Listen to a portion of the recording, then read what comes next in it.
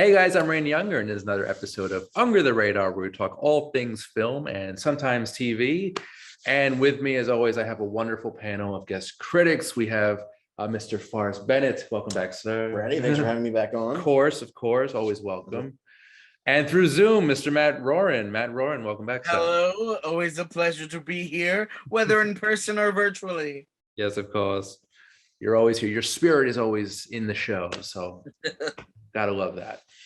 All right, guys. So before we get into the fun stuff, I just want to acknowledge a really terrible thing that happened today.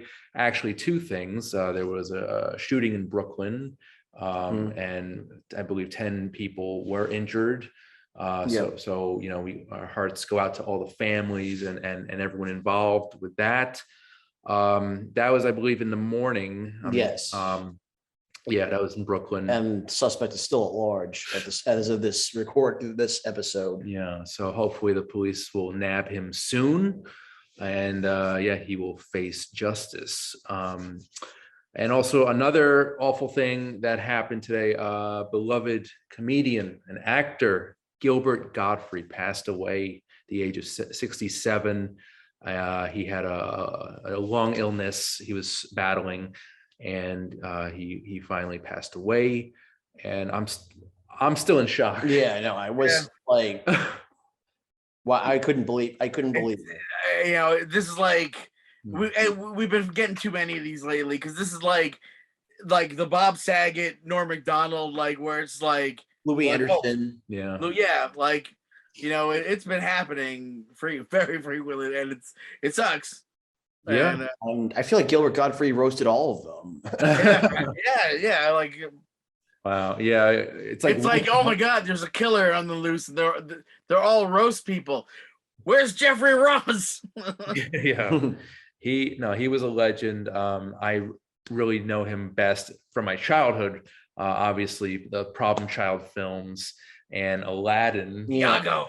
Yeah, definitely. Yeah. I was never quite, I was never big on the Problem Child movies, but definitely Iago was in Aladdin and the animated series. Yes. Actually, and also Mr. Mix's Piltic in Superman the animated series, as well as like, he had, because he appeared in so many movies and TV shows and cartoons. Oh yeah. Actually, one of my favorite moments of his was because back, he was a regular panelist on Hollywood Squares. Mm-hmm. And I remember one episode, they only got through one round because he was like the last square on the board, and like none of the contestants could get the answer right on the questions, and so after a while he just got frustrated and just started screaming, "You fool!" at the contestants. He was so great. Yeah, no, he's incredible. I mean, it's some of my earliest memories of him was actually the one season of Saturday Night Live that he was on. Oh wow. That was like the 80s, wasn't it? Yeah, it was like, I think it was the 81 season. Oh wow. The first one with Eddie Murphy and Joe Piscopo. Nice. 80-81. But it's like, I remember being so young, and they did like a parody of Kung Fu, the TV show, where he was like the Kung Fu master.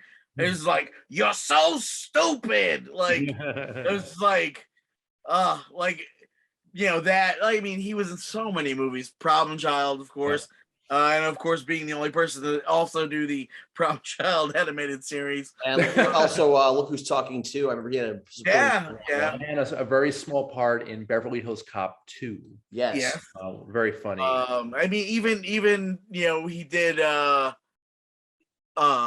Oh God, what was that? One of the PBS shows that my kids used to watch. He was a voice on. Oh, and it was like some educational show. He was all over. Yeah, it's like voice, and you always know it's him. It's like there's no doubt about it. Although funny thing, because apparently Howard Stern had gotten a recording of him, because that was not his real voice. Right?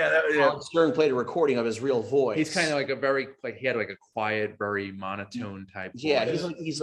he's very The guy was an unsung master of not breaking character. Right. Yeah. Well, it's like for how long did Bobcat Goldthwait go on also without people realizing that he doesn't really talk like this. Like, Yeah. it's like you Well, know, he it's retired that just character. early. Yeah. But yeah, Also, like Gilbert. yeah, Gilbert was really one of a kind. no, he was, And also his comedy itself, the content of his comedy, very controversial. so funny. Didn't he make? I think he was one of the first comedians after 9/11 to make a joke on it, and like kind of Mhm. and then he made a joke about Japan. the and got fired from Affleck because he was the original voice of the Affleck duck. Yeah, I remember that. Right. He was. But yeah, even later in life, you know, it was like he still entertained me through reality shows. His stint on Celebrity Apprentice, constantly pissing off Geraldo. He pissed off Geraldo Rivera a bunch of times. It was incredible. And then one of my absolute favorite things, Celebrity Wife Swap. Him and Alan Thicke swapped wives. Oh God. And Alan Thicke's like, I know Gilbert from like, you know, when I had a talk show and like whatever. Like he hated, like he's like, I hate that guy. I absolutely hate that. So it's like, it was like so funny, and like Alan Thicke's like so uptight, and like Gilbert Gottfried's like, it's like just so ridiculous, and like Alan Thicke's wife simultaneously had so much fun with him, but also was like kind of disgusted by him. He was like shop at Dollar Tree and stuff like that, and she was like, "Oh my God." Well, also I wanted to mention there was this really great documentary that came out a couple years back called Gilbert, which was about his life, his career, his personal life, and they screened that at the Tribeca Film Festival, and it was just one of the best films that year that I saw. Yes. So that's and of course his contribution to the Aristocrats. Oh yes. A legend, a true comedy legend. True, absolute legend. In film and television too. Film and television too. You know, and yeah, we're always gonna think back and laugh at everything he's done, and he left behind a great legacy, and I wish him, his family, just the very best during this difficult time. So, Gilbert, we will miss you, sir. All right, guys. So before we get into the film reviews, I just want to do just real quick what we're watching this week currently. I know we were off last week, so Matt, what are you busy with these days? I've been since they landed home at Disney Plus, I've been rewatching and finishing up the Defenders franchise. Daredevil, Jessica Jones, Luke Cage, Iron Fist, Punisher. So it's one of those things at the time when it started, I was watching them on the big screen at the cinema after work, and then my buddy that I was watching it with left the cinema, moved, so I kind of stopped after Luke Cage season 1. So I've been catching up and like whatever, and it's enjoyable. And I've also been watching old episodes of Ironside. So some classic wheelchair detective stuff. So it's not Mike. It's not. I was thinking Michael Ironside. Michael Ironside. No, Raymond Burr. He's a family man and with a gruff voice. Yeah. I would watch that. It's Raymond Burr in a wheelchair, and he's it's like because it's like late 60s, early 70s, so it's like every episode is like about how they hate hippies, like hippies, marijuana making kids kill themselves, pretty great. It's highly enjoyable. Is that in the same vein as the Jimmy Stewart show from the 70s called Hawkins? I've never seen that, actually. Okay. Surprisingly. I just know because of the theme song. The theme was it's kind of like it's like the police version of Matlock, I guess. I don't know. It's like Matlock is the law part. This is the order part, or is Law and Order the opposite? Law is the cops, order is the court. But it's a cop show. I mean, It's basically like, an old school cop show. There's the series starts out where he gets shot and then ends up in a wheelchair. Okay. He no longer uses his legs, but like continues to go on. And literally it's 7 seasons of someone you used to know is here to visit you. Like it's like, oh, okay, and then you find out that person's a bad guy. It's literally like, oh, my old friend is a villain. Like, it's like Who plays Ironside? it's Raymond Burr. Oh, okay, cool. Okay. I've heard of it. Yeah. Yeah. So yeah, but there's a lot of interesting cameos and stuff too, because the time period you got like all the Star Trek guys like off of Star Trek being canceled. So it's like, oh, it's like here's Chekhov as a hippie. Here's Captain Kirk. Like That's funny. It's funny. Okay. I love it. It sounds fun. As for us, actually, Farts and I, we've been spending a lot of time together at these screenings and events lately. Yeah. We were very fortunate enough to go to the Alamo Draft House a couple weeks back.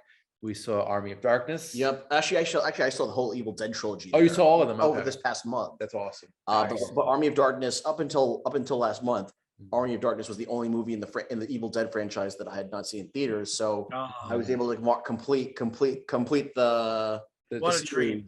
That's awesome. Yeah, and I'm happy I was there for that milestone. Yeah. I love seeing those movies on the big screen. They're so much fun. Yes. They're all Raimi. I think Evil Dead's the one horror franchise that gets better with every sequel. Yeah, it really does. Not the reboots though. Definitely not the reboots. I still haven't seen the reboot. It's all right. I mean, from the first viewing, I was totally turned off. I mean, it's all right, but it doesn't have it doesn't have it doesn't have any good one-liners there's like no humor in it. There's no groovy. Yeah, Jane Levy, I love her, but she's great. Right. But yeah, Army of Darkness, such a fun movie. Wish we saw it during Halloween. That'd be awesome. Yeah. Maybe they'll bring it back. We also saw your favorite movie of all time, Aliens in the midnight showing. Yeah, that was great. And that movie never gets old either. Especially on the big screen. Yeah, it's like every chance I get, I try to catch it in theaters, and this is my second time. Although would love it if they would play the uncut version. Oh, the director's cut. Yeah, if they ever did a theatrical screening of the director's cut. Yeah, maybe we'll get that eventually. But I was pretty satisfied with the theatrical. And also rounding out the stuff that we got to see recently together, at least. Randy Edelman in concert. Yeah, that was pretty exciting. At the Chelsea Table and Stage. It's a wonderful venue. It's actually in the basement of a Hilton in Midtown, 26th Street. Yeah. And basically, it's renowned film composer and musician Randy Edelman of Ghostbusters 2 fame. My Cousin Vinny, Kindergarten Cop, Twins. Dragonheart, MacGyver. Yeah, the MacGyver theme. He's just playing pieces from his various movie and TV scores. Right. That was really fun on piano. I love the little stories he had between each excerpt that he would play after each piece.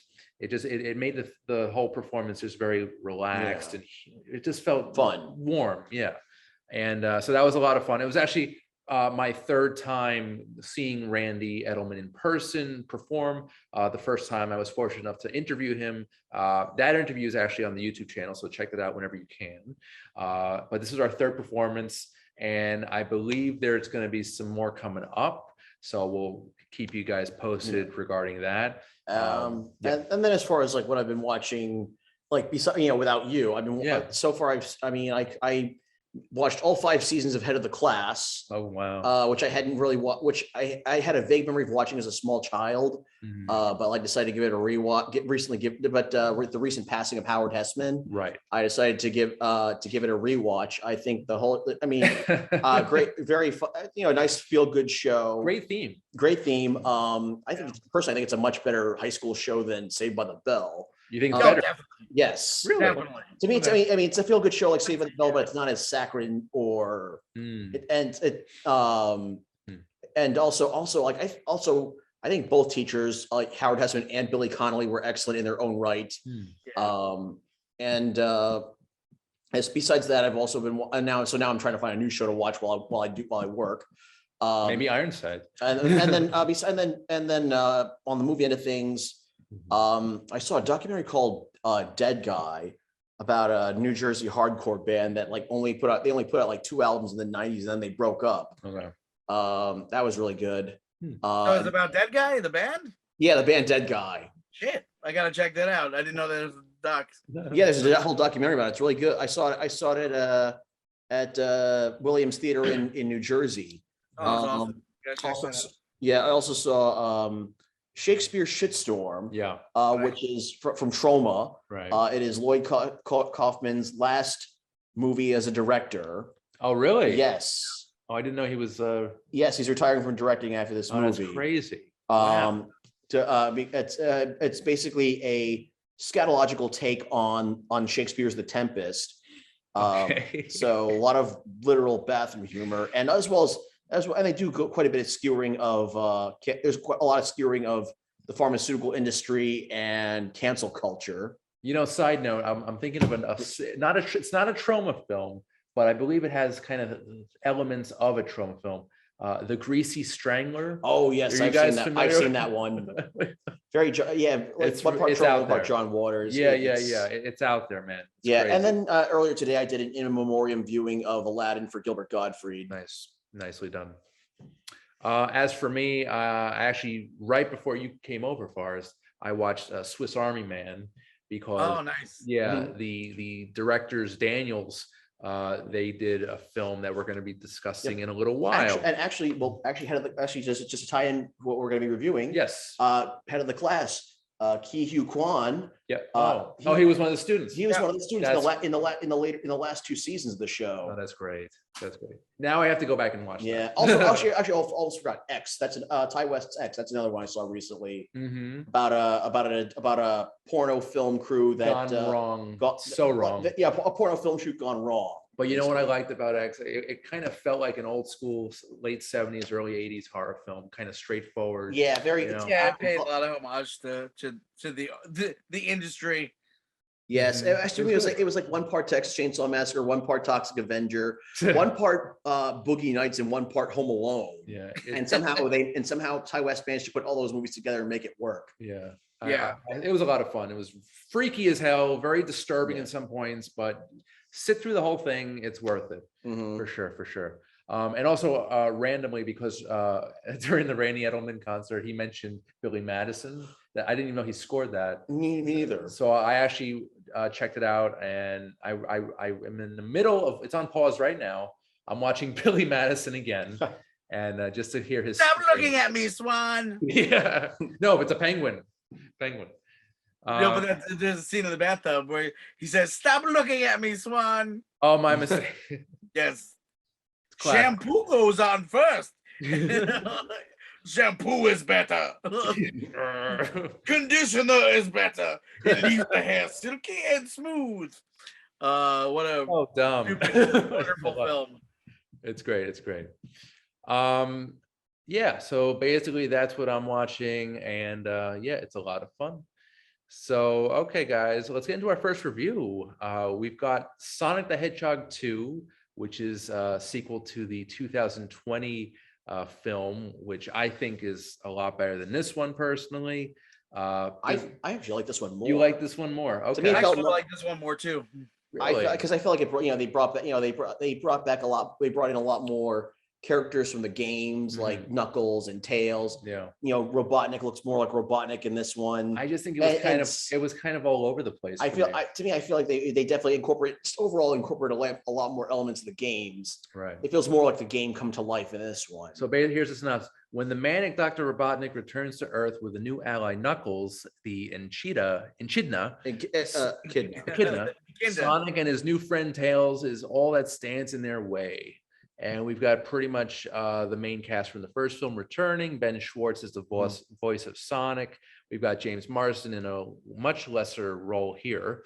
Overall, a lot of the human characters, the roles are kind of smaller in this one, which is fine with me. Yeah. Because I'm there for Sonic and Sonic and Knuckles and Tails. That's what I liked about the first. I like the kind of that Roger Rabbit human animated relationship. But I feel like that's kind of a trope that's been done to death. I mean, there's the Smurfs. The Peter Rabbit, there's so many of those now. Yeah, I don't know. It's a trope. I've seen them so many times. Yeah, but I mean, I don't know. I wanted more. I feel like I'm with Forrest on this one. Like I was there for the Sonic characters.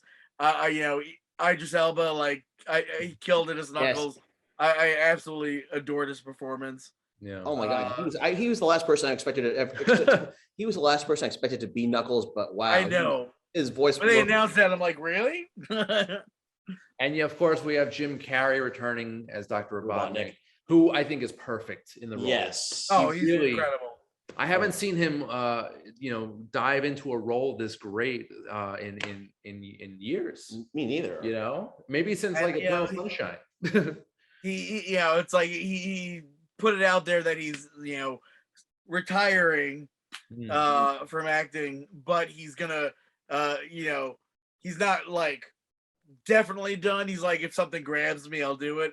I definitely would like to see him come back at least one more time as Robotnik. Well, I think we are getting a third one. So and Sonic the Hedgehog has plenty of enemies besides Dr. Robotnik that if Terry decides not to come back, true, they can always dip into the well, into the rogues gallery. Yeah. And I just love the sense of nostalgia because we all grew up with Sega Genesis, right? Yeah, I was actually a Super Nintendo kid. I was a Nintendo guy. I never, but it's like my kids start watching the cartoons and stuff. So my kids love Sonic. I would play the Sonic games at friends' houses, or I would play at friends' I watch the cartoons on Saturday mornings. Right. But I gotta tell you, I saw it, opening night, Friday night, with packed house kids, whatever. The excitement, those kids were so excited. Yeah. Every time certain characters came on screen, the mid-credit thing. Yeah, they were going nuts. The credit scene. It was I'm like, this is good because all these kids feel like I feel like when I see a Marvel movie, and I'm like, I love that. They were so excited to be there and absolutely loved the shit out of it. It was such a good feeling to be in that theater. Normally being in a theater full of kids, I fucking hate. But that screening, the kids were so in attention to the movie, and they were just excited to be there. And you know what, the first one came out right at the beginning of the pandemic, I think. Yes, it did. Yeah. So this movie coming out 2 years later, it's kind of like we're healed. We need this movie, and we've circled back around. Yeah, we've circled around like Sonic going through running through a loop. Yeah, pretty much in the Emerald Zone. It's weird, to think that the first one came out back then, and I know. It's different things are now. Came out February, a month before the pandemic. It's probably the last movie I brought my kids to go see. Yeah, I think this was this or Invisible Man was the last before that was the last one I saw. Onward was my last one. Which one? Actually, I saw The Hunt. The Hunt was the last one. Which one? The Hunt. Oh, okay. That was the last movie I saw in theaters. The day after I saw Invisible Man. Nice. But I think that was the last one I brought my kids to with Sonic. So. Okay. Well, that's awesome that you had a great cinematic experience with all. Yeah, it was a lot of fun. It was just me alone in a theater on a Monday night. Much different experience. Slightly. No, actually, I caught it on Sunday night. Yeah. Well, actually, and I was like, you know what? Maybe I should have gone and see this movie after 9 o'clock because, there was kids there, but and they were kind of a little loud. But no, behind me were two fanboys who were probably maybe in their teens or early 20s. Yeah. And they would not shut up. No. Well, I had terrible experiences at the theater last night with people behind me who wouldn't shut up.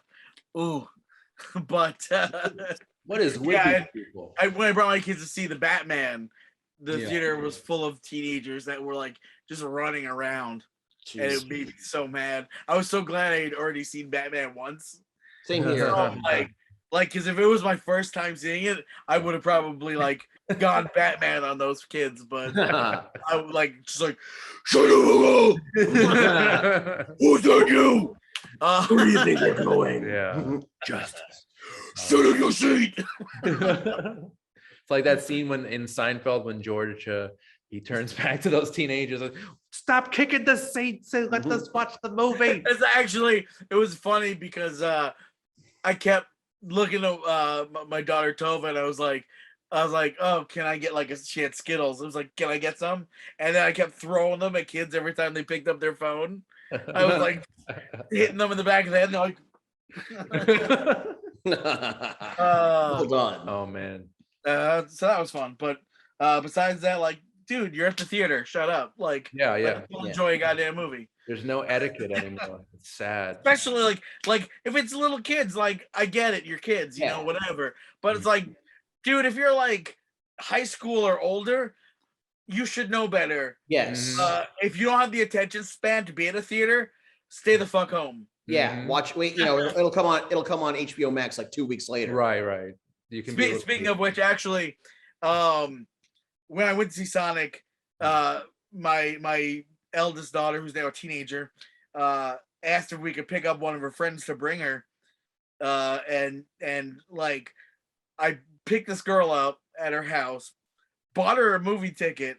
I'm officially the dad of a teenager driving other people's kids around. It's crazy, but she getting up through the movie, texting, whatever, and by the end of the movie, she left.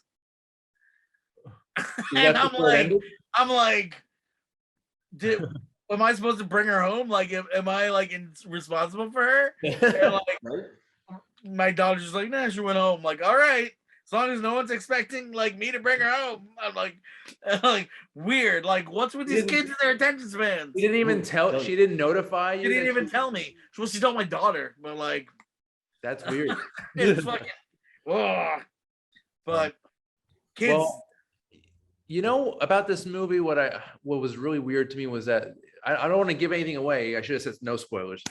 But there's a wedding scene in the middle of the film that was handled very strangely, and I don't know if you guys like that scene or it was just off. It was just, I don't know. But I mean, like I said, it's just overloaded. It's a decent movie. It's entertaining for sure. I feel like that was part of the. They're like, well, we want something for the human characters to do, the actual actors. So we're gonna put this wedding in it. It was handled very poorly, I think. Yeah, I mean, it is what it is. Yeah. It was unnecessary.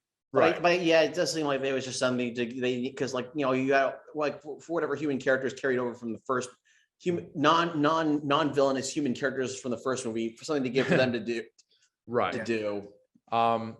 And you know what? I do like James Marsden. He's kind of a pretty boy actor. He gets put in a lot of throwaway roles. Yeah. It's even when he was playing Cyclops. I think he has a lot of potential though as a serious actor. I think I don't know much about what movie totally surprised me? The D Train. I don't know if you've seen it. It was him and Jack Black. Okay. I really suggest you see it. It's one of those things that I saw the trailer a number of times in the theater and was like, oh, I don't want to go see this because it's it's a high school reunion type movie, and James Marsden was the popular guy, and Jack Black is trying to get him to come to the reunion because he's famous. But it's a weird, twisted, dark comedy. Okay. And the trailer does not let you know what kind of movie it is. And the movie is insane. Nice. But Marsden is incredible in it. Is it like an action comedy, a thriller comedy? No, it's like a weird dark comedy. Oh man. Like shit gets weird. D Train. Okay. E-Train. Nice. I'm gonna add that to the list for sure. It's so weird. Also, Tika Sumpter, beautiful, Mhm. beautiful actress. Absolutely. Yeah. So Yeah, she was just on the show Mixedish, which was a Spin-off. spin-off prequel of Blackish. nice. But starring opposite Mark Paul Gosselaar. And it was a fun show, but they just canceled it, so Okay. it will not be coming back for a third season. What did you guys think of Ben Schwartz as the voice of Sonic this time around? He was good. It's okay, right? I thought he mean, was appropriate. although for me, I kind of wish they had brought back because he was the voice of Sonic in the cartoons, and Urkel. yes, Oh. Jaleel White. Jaleel White. Yep. He's still working. Yeah, they Yeah, he's could have still working, I don't but- know. Yeah, why didn't they get him? That's weird. Yeah. Although Ben Schwartz has been the voice of Sonic in cartoons and games for like the last, I think, 15 years or so. More. Yeah. Well, I think I was excited. He did one of his lines from Parks and Recreation when he went the worst, and I was like, yes. that was one of the best parts of the movie. Yes, for sure. Nice. So okay, guys. So that's Sonic the Hedgehog 2, and if you're nostalgic like me, you'll enjoy Yeah. it. Same here. I think it complements the first film really well. Yeah, I think overall, I feel like Sonic is probably one of the few video games like so far today that's to like actually get a decent Hmm. adaptation.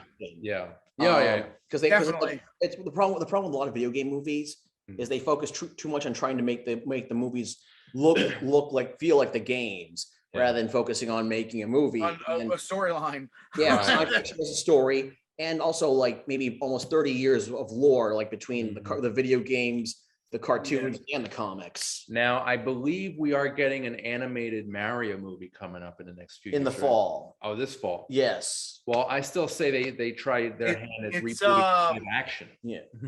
Isn't it? It's the guys who did Lego Movie are doing Yes. Yes. Okay. It's them, and with you've got Chris Pratt as Mario, Charlie Day as Luigi, and Anya Taylor-Joy as Peach, which to me making this animated, casting Anya Taylor-Joy as Peach and not as Princess Peach and not making it live action Yeah. is a missed opportunity. And speaking Definitely. of live action it. Mario, He looks identical to. I think Josh Gad would be a perfect live action Mario, or Dan Fogelman, or Dan Fogel. I would say Bobby Moynihan would be a good Mario. It would be a good Mario.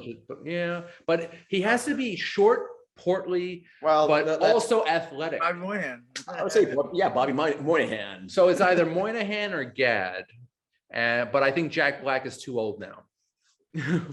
I don't even think Jack Black would have been on my radar for Mario. In this Yeah, I don't think he has the voice for it. I mean, it's. I mean, I love Jack Black, but yeah, I don't see him as Mario. I see him more of like he could do Koopa probably very well. Like you know, like Well. he'd be a good villainous, like over the top, like like or Yeah. Wario. Maybe. yeah, like maybe a Wario. Yeah, But that's a conversation for another time, I guess. Yeah, maybe if we do another commentary, if we do a commentary on Super Mario Brothers, we can get into this. I like that idea. All right, to be continued. All right, guys. So we're gonna take a short commercial break, but we'll be back with more movie reviews right after this. Under the Radar is brought to you by Magnitude Jewelry. Add a 2 to match your attitude. Patent pending interchange genuine gemstone and crystal EMF protection jewelry. For more information, please visit magnitudejewelry.com/gemgirl or call 718-268-6634.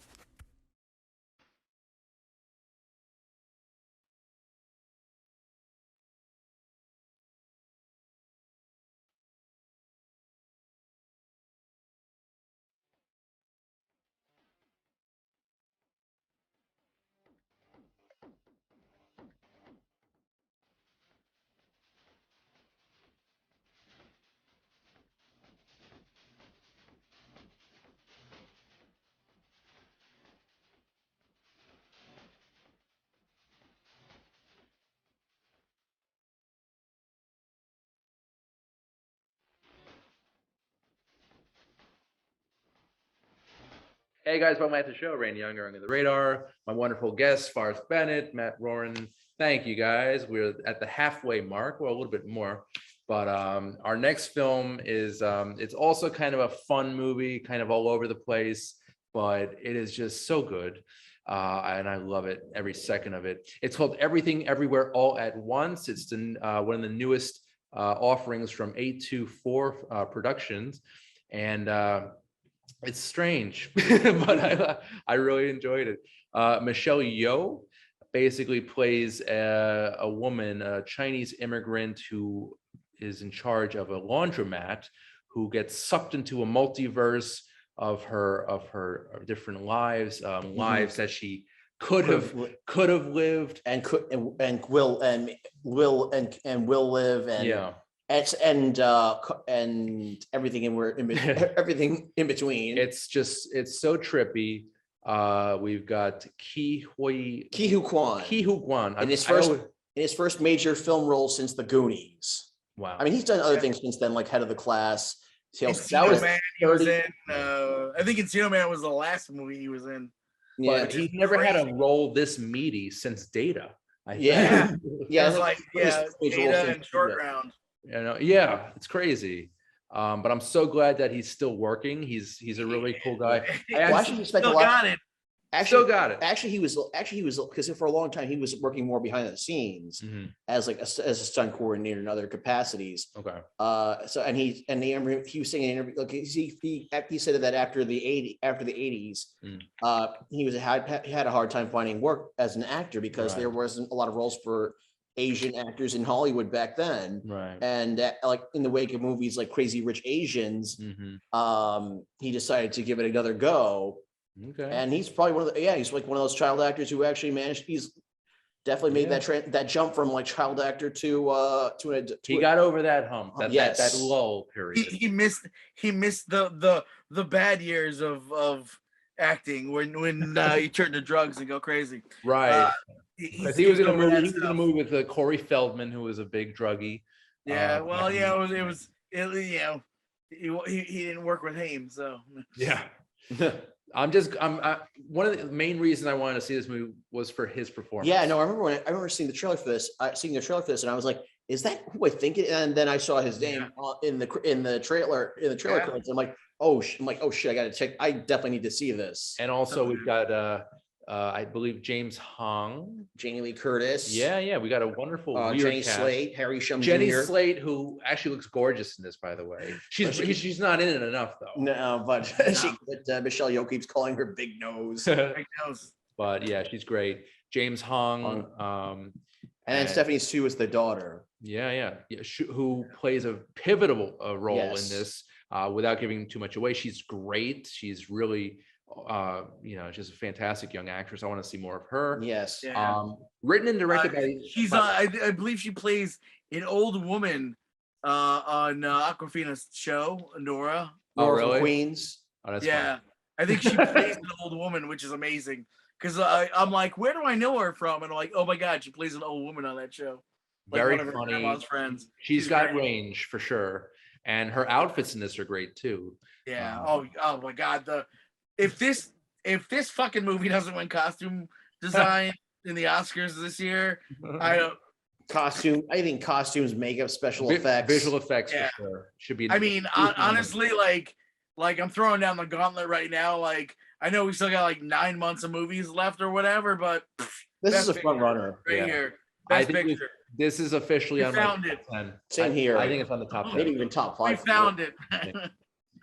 And I just want to talk quickly about the Daniels, Dan Kwan and Daniel Scheinert, who were the writers-directors of this. And they were, at the screening I went to, they were there doing a Q&A session after the movie. Nice.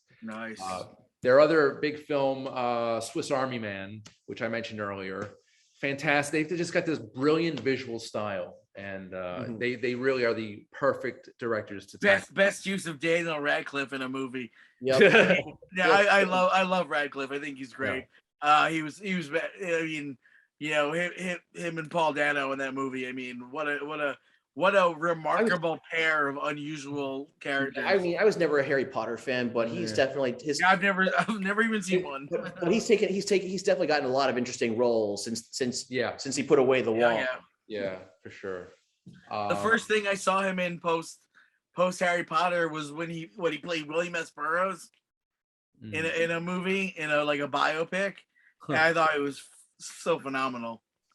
Yeah. I can't remember the name of the movie, but I can't think of the title. He did a Western a couple years back, which was pretty good. And the names are escaping me, but he did An action movie, a romantic dramedy as well. He could do pretty much any genre, basically. Yeah. He was most recently in Lost City, a movie that was 1,000 times funnier than it should have been. I actually really enjoyed that film. I could not believe how much I laughed during that movie. Did it have the same energy and feel as Jungle Cruise? It kind of did. Yeah. Okay. Yeah. That's what I'm hoping for. Same director, right? No, just kind of, but the same setting. Okay. Yeah, but no, it was a lot of fun, and Sandra Bullock has still got, it's like you haven't seen her in anything, and God knows, I can't even remember the last movie I saw her in. Blind Side, maybe. I think The Blind Side. Actually, no, Bird. Oh, the one where she's blindfolded, right? Yeah. Oh yeah, right. I still haven't seen that. Yeah, that's right. But yeah, I mean, even that was a while ago. But it was good to see, and yeah, it was a lot funnier than I thought it would be. But Daniel Radcliffe, he's ridiculous. Yeah, I want to see more of his work. I look forward to everything he does, pretty much. Yeah. And I'm glad he turned down Harry Potter to come back and reprise his role. But back to everything. This movie, it's just so trippy. Yes, it's the ultimate trip, I'd say. Really. And it's there's so many elements to it, and it's also a really beautiful story about family. I mean, especially mother-daughter relationship. It's like it works on so many levels. Right. This movie, it was it's just like I feel like every moment you expect something, and then it gives you something else. Right. And it just kept twisting and turning, and I mean, it was a thrill ride. It was just an incredible film. It's so visionary. It's a lot of fun. It's got a lot of heart. Yeah. And but I was mentioned that there was one moment in the movie that it's not particularly gruesome. It's not very gruesome or anything. It's not gruesome or anything, but it was a moment involving Ki Kwan.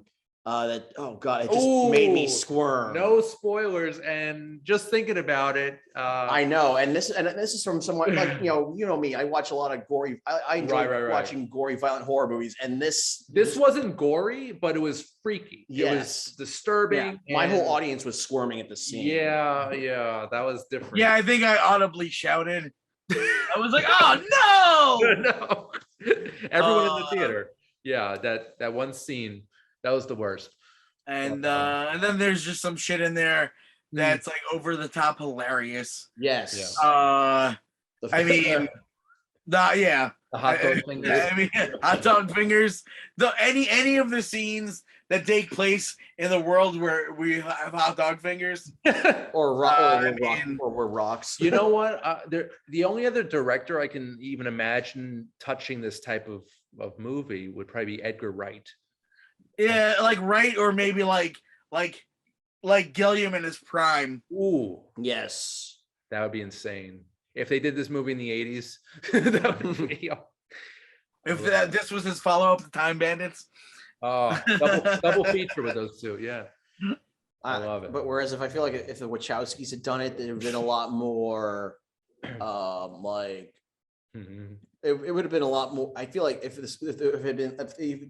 Wachowskis had done it, it'd probably be like 2.5 hours of like just special effects. Yeah. And trying to say something, but it's like only vaguely getting the point across. And then afterwards saying, "Oh, the whole movie's about this." It's like, no, it's not. But the entire theme of family is really hit I mean, very well. And when you walk out of it, it definitely has you thinking about like your own, what, like, you know, Yeah. it makes you wonder about all the possibilities in your own life could be. Yeah. It's I'm still digesting it. I Yeah. saw like I- 2 nights ago. I want to see it again. I want to see it again. Yeah. Definitely I'm sure have there's a to, ton yeah. I missed. Yeah. Gotta go back, revisit. But one of the best cinematic experiences lately for sure. Mhm. And James Hong was hilarious. And Jamie Lee Curtis, Yes, This she was is- excellent as I mean, it's, you know, it's been a while since we got like a good, like comedic, but like also not so like it's like a good We Jamie haven't seen it. Lee Jamie Lee Curtis. Curtis that's on on Range. Halloween. like her range. Yeah, it's been a while. I can't think of her first non-Halloween movie since Christmas with the Cranks. Yeah. Right? But she was perfect in this. Yes. Yeah. Oh my god. So I think it's safe to say this is on everyone's radar. Yes. Yeah, I mean, if you don't see this, I don't want to talk to you. Like, And if you you don't like, I'm not okay. suggesting you see this. I'm demanding you see this. I need this on Blu-ray like right now. Yeah. This is- It's a must-have. Yes. It is. I mean, honestly, yeah. Like I said, I hands down already think this is like the best picture of the year. I mean, I could totally see it. I being don't know how anyone could top this. nominated. It's so weird to have a movie come out in March, April. What are we? April, Yeah. March and April. To be this caliber, like I That's mean, not a Marvel movie. Yeah. yeah. And A non-Marvel movie to be this caliber, Right. like I And mean, also, I would say compared to Marvel or DC, a much more nuanced take on the multiverse. Right. And yeah. just totally original and fresh. You Yeah. know? Just Mhm. definitely got to see this a few more times to just let it soak Yeah. in. So great, so great. And of course, it is produced by the Russo brothers. Mhm. So Perfect. it's got its tie into the Marvel Cinematic Universe. Well, besides, apart from Michelle Yeoh Right. having her own Marvel credentials. Right. Okay, so this and Sonic the Hedgehog 2 are both playing in theaters right now. So yeah, guys, check out both Yes. films. They're fantastic. And we've got some coming attractions this week. We've got a star-studded cast in The Northman, and it's from visionary director Robert Eggers. Stars Alexander Skarsgård, Nicole Kidman, Anya Taylor-Joy, Ethan Hawke, Bjork, and Willem Dafoe. So Bjork in her first role since Dancer in the Dark. okay, well there you go. Also, we've got an upcoming Under the Radar review, Which I will be seeing tomorrow night at AMC Fresh Meadows. If you can snag a ticket. we're going to talk after the show. The Unbearable Weight of Massive Talent, Oh, nice. or as I like to call it, Yes. the Nicolas Cage Show. So we're gonna have fun with that review for sure. We also have an animated film called The Bad Guys, which I've seen some advertisements in the subway for. You've got Mhm. Sam Rockwell in the lead as voice there, Alright. so it's got some potential. A French drama fantasy film called Petite Maman. We've got a drama horror film called We're All Going to the World's Fair, a drama called Hit the Road, and a comedy called Y Como Es Él. So that's what's coming up this week, guys. Any of those movies, aside from the Nick Cage show, anything pique your interest? Maybe We're All Going to the World's Fair. Yeah. Okay, that's cool. Yeah. Definitely that. I mean, obviously Nick Cage. I'm Yeah. down for. Mhm. Bad Guys has been on my kids' radar for a while. They've been dying to see that movie. So It looks good. It looks cute. so we're excited for that. Speaking of Aquafina, she's a voice of the tarantula in that movie. Wasn't there an animated film with a similar premise with the villains that become? Well, I mean, it's kind of like Zootopia, really. Okay. Where it's like Zootopia meets Wreck-It Ralph, where it's like bad guys who want to be good guys. Yeah. Mhm. So that's what I'm. Yeah, I think that's the one. So okay, the Bad Guys potential there. It'll probably have a good score. Yeah. The animated films usually have decent scores, mostly by Hans Zimmer. So Yeah, it's DreamWorks. So yeah, so there you go. Okay, guys. So we got a couple minutes left. I just wanted to just go around. Any plugs, anything going on, Mr. Bennett? Well, let's see. I recently, well, you were there on set with me. I was recently, both of us were recently extras in a movie from Troma called Bring On the Damned, written and directed by Brandon Basham, who's also the writer of Shakespeare Shitstorm. Nice. And that was a lot of fun, by the way. Yes. I haven't been an extra in a movie in a while, so I want to thank you for extending the invitation to me, because that was Oh, really, you're welcome. that was a lot of fun. And welcome to the Troma team. Yay! I could knock that off the bucket list. excellent. Anything else you want to? Anything else? That's it for now. That's it for yeah. Okay. I think that's it for now. I did pick up a bunch of comic books earlier today. Okay. Including Batman '89 #5, which is basically exploring what a third Batman movie under Tim Burton might have been like. Mm-hmm. Wait, how many is that the final one, or are there more coming? This is the second to last issue. Okay, wow. So 6 issues. Okay, I'm behind in my comic book collecting, I'll be honest with you. But And then I think I told you this before the show. I picked up a whole bunch of old Ghostbusters comics from the late '80s and early '90s, which I'm looking for. Those I'm looking forward to. Like, especially now, because I found out that in the wake of Ghostbusters Afterlife, I like Ghostbusters comics have gone out of print. So now, do you prefer you prefer paper or digital? I mean, I do both. Both. Okay. Digital just to save space. Yeah. But I'll buy physical if it's something I really like to have like actual copy of. Okay. Oh, and sneak peek, we are going to be seeing Batman Returns at the Nighthawk Cinema 30th anniversary screening. Yes, in Williamsburg this Sunday.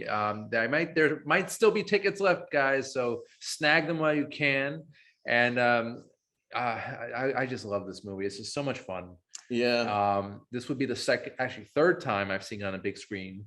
First time, obviously, I was 7 years old. It was amazing. And this will be like the second Batman movie featuring Penguin and Catwoman that we're seeing in theaters That's true. over this past month.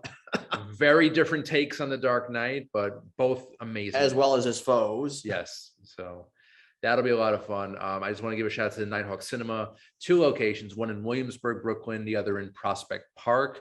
You can get alcoholic beverages, you get like entrees while you're watching the movie, and it's just a great cinematic experience that rivals no other. Mr. Roran, are you a fan of the Nighthawk? I have never actually been to the Nighthawk. Really? Really? I can't I'm racking my brain right now. know. I'm very surprised. I mean, I don't really go to the city much to see movies. Okay. It's like I live on the island, so it's. I mean, I do too, but then again, You're also much closer to. I'm closer to the city. The city than I am, but I mean, it's a rare occasion. I mean, I've been to Alamo a couple times in Brooklyn, but I've never made it out to the Nighthawk yet. So You got to go. Yeah. I've been meaning to for like a decade. I just haven't gotten there, but one of these days. Well, hopefully soon, if you know. Yeah. How about you, Mr. Roran? How is the island of pickles treating you? Good. Insanely, we're a year old now. Isn't that nuts? That's crazy. That's crazy. Pickle Island is now a year old. Just living, selling comics and DVDs and CDs and pickles and just having a good time. And it's days like today, it's a nice day, get to have the door open and have that cool air come in, and I just want more of that, and less of these cold ass spring days. I want more days like today. And Today, New plenty of York people. was gorgeous today. Yes. Oh, Yeah, so I look good for. I look forward to good walking around and stopping to get some pickles and comics weather. So I love it. Do you have a kitchen set up now, right? You've had that for the one in Glen Cove has a kitchen Okay. doing all kinds of fried pickles. We do hot dogs. We do all kinds of. He's always trying new stuff. Fried green tomatoes he's done and all that stuff. So That's cool. pretty cool. Well, as always, I always say it, but I will make my way there eventually.